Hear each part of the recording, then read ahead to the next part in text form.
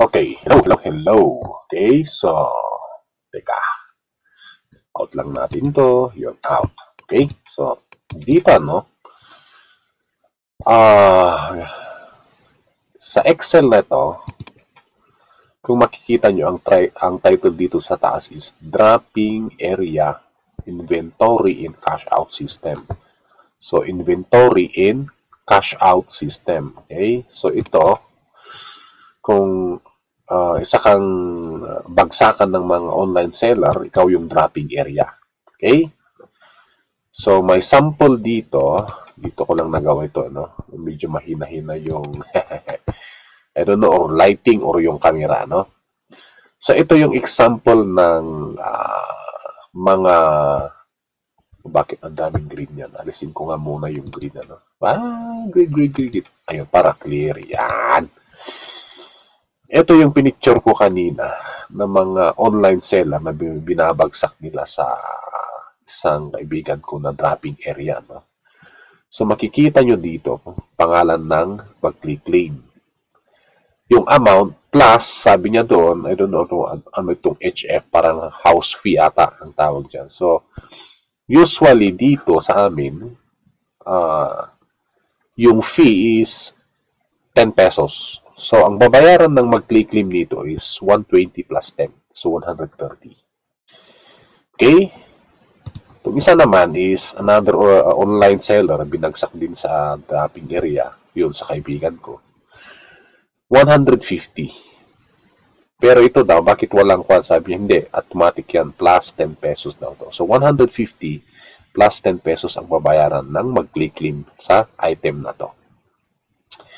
So, ganun ang dropping area, no?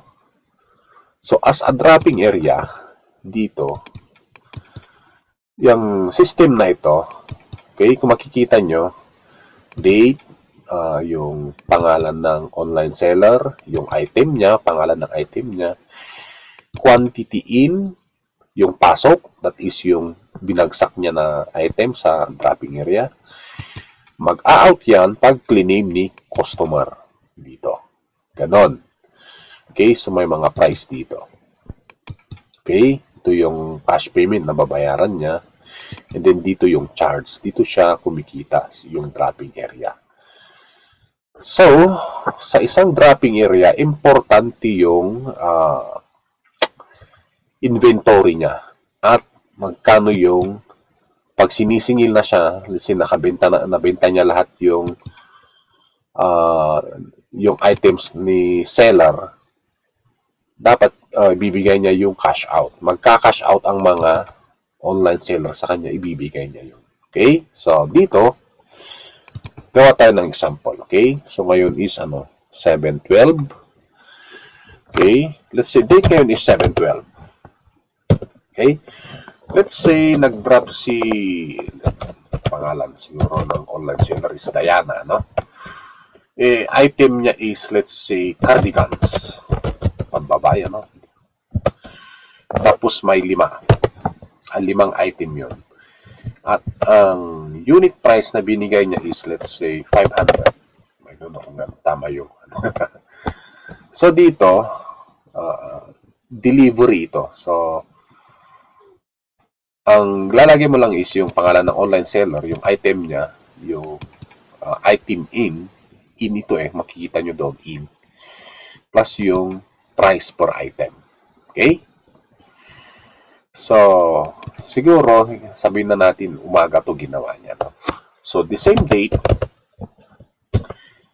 may nag-claim. Usually, tinatanong kung may nag-claim, sino po yung seller nyo? Sasabihin, Diana. Diana, okay. Ano po yung kukunin nyo? Cardigans. Okay, cardigans. So, hanapin. Usually naman, nakita nyo yung picture na pinakita ko, no? Per item yan. Ang nakapangalan per item. Isa, dalawa, ang ganong mga item. Binabalot yan at inilalagyan ng papel o sticker. At sinusulat yon doon yung price. So, let's say, sabi niya sorry, hindi dito. Okay? I-click claim ni client o ni customer. So, isa lang. Okay? So, i-type mo dyan, isa. And then, makita nyo, yung 5 kanina dito, yung inventory niya to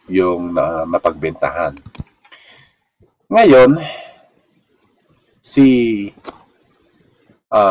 sa date na ito, ano nga ito? Yung 13,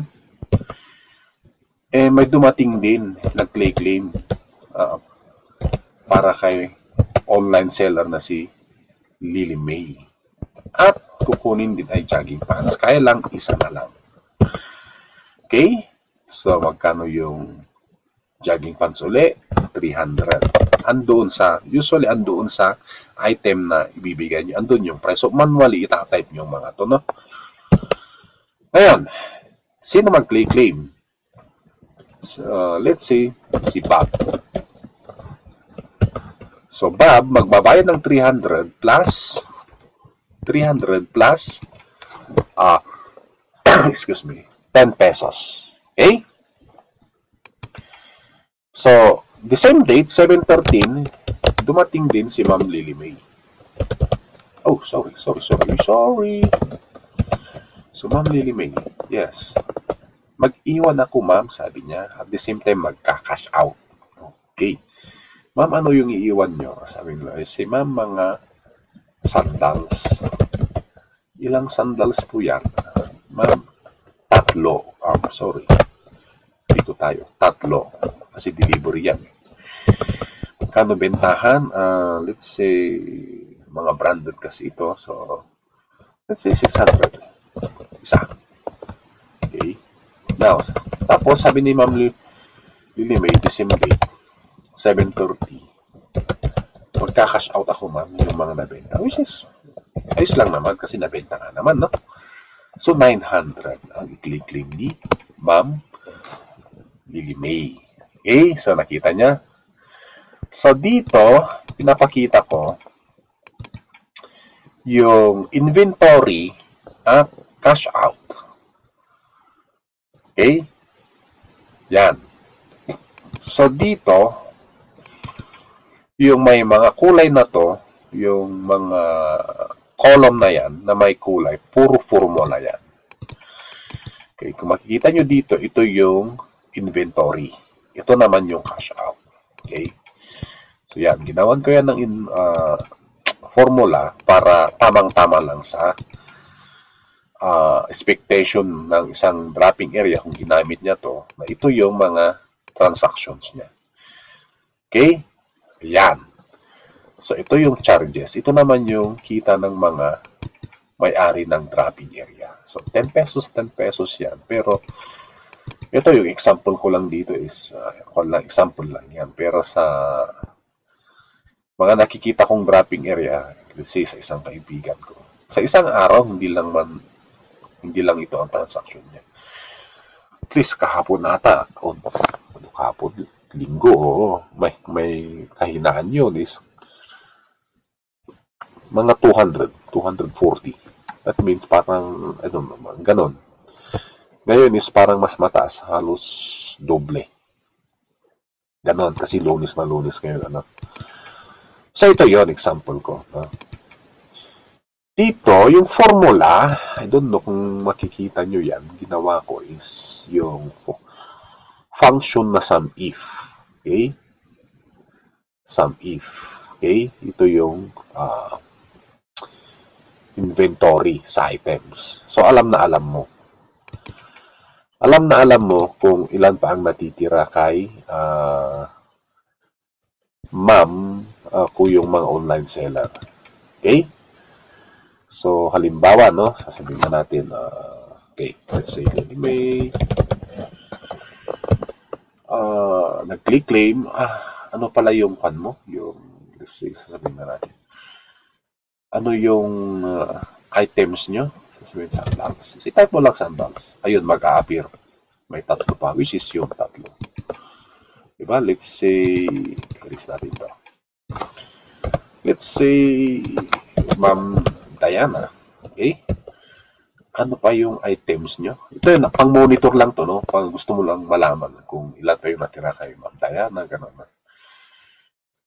Ano yung last delivery, Ma'am Diana? Blouse. Ilan ang natira? 5. Ayun, 5. Nakikita mo pa. Yan. Parang ganon. So, andito rin yung parang monitoring mo.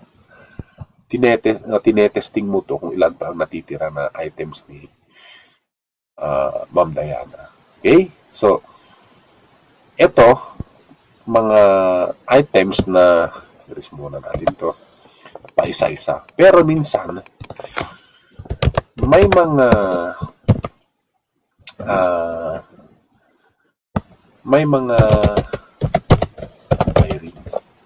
online seller na hindi lang isa ang items nila. Marami, no? Let's say, Irene, sabi niya, ano sa'yo? Cups. Yung mga sombrero, ano? Tapos, ilan ang ipapasok mo? Let's say, 5. Magkano po isa? Let's say, 150. Yan. Ay, sorry. Dito ang price, 150. Tapos, let's say uli, Ma'am Irene, sulat mo ulit siya. Ito, no? Hindi, kung may apelido, idagdag nyo naman yung apelido. Baka may pare-pareho ang first name. Patay tayo dyan, okay? So, isulat nyo pati apelido kung may apelido. Example lang kasi ito na. Tapos, sa kanyang item is, let's say, ano yan? Sandals. Ay, hindi, may sandals na ata tayo. No? Meron. Let's say, ang sa kanya is, ano kaya? T-shirt. Okay? Plain t-shirt siguro to. Tapos, 5 rin. Mga ganon. Magkano price? Mga 200. Mga ganon. Okay? And then, kung may nag-claim, kasi hapon siguro, tinanong, tanungin mo ulit, seller niya po, Irene po, okay? Ano po kukunin nyo? T-shirt po, t-shirt. Ilan po kukunin nyo? 2 po, okay? Magkano yung t-shirt? 200 ang price niyan. So, sinong mag-claim? Let's say si Ron. Yan. Mabayaran ni Ron is 400 plus 20 pesos. Okay? Kasi 2 item yun. Ano? Ayun, pwede. Ganun ba yun? Yeah. Tama. Parang mali, ano? 2 item kinuha per item. Depende sa usapan niya. Pero, sige. Tapos, may nag-claim ulit. Sino? Si Irene. Ano kukunin niyo po? Let's say, bakit t-shirt in t-shirt? Ibahin ka natin itong isa. Let's say, shorts. Short pant. Okay? Ito naman is t-shirts. Ang claim. What? Bakit 2 in 2? Irene. Ay, tama. T-shirts yun. Ish. Yan. Tapos, yung isa mag-claim nyo is cups. Yan. Ayun, kita nyo yung may natitira pa siyang 5. Ilan ang i-out nyo po? 2 din. Magkano yung cups? 150. At sinong mag-claim? Let's say si Ivy. Yan. Okay? Yan po. Parang ganyan. Okay? So, eto, kikita nyo yung importante yung inventory. Kung tumatama lang yung inventory dito. Ganun po. Okay? Ito lang ata. Medyo ibahin natin dito. Push! Hindi per item, per claim ito, ano? Yun ang alam ko. Per claim. So, dapat, ang formula nito is 10 lahat. Pero alam ko per item. 2, 3. O, ganun. Depende siguro ang usapan, ano?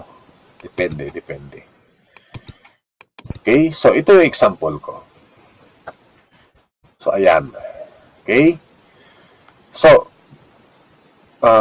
lalo ngayon, ang daming online seller at marami ring mga uh, may-ari ng dropping area na nakikinabang. Okay? Kung kumikita si online seller, ganun din si mga dropping area. Okay? Okay. Yan. Tuloy natin. May tumawag kanina, no? Kaya, ayan. Okay? So, ayan. So, ito, kita nyo yan, no? Pangalan ng mga online sellers, yung items nila.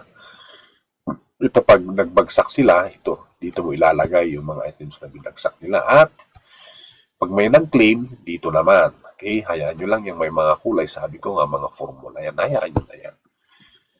Dito naman, di ba, yung mga price. Okay?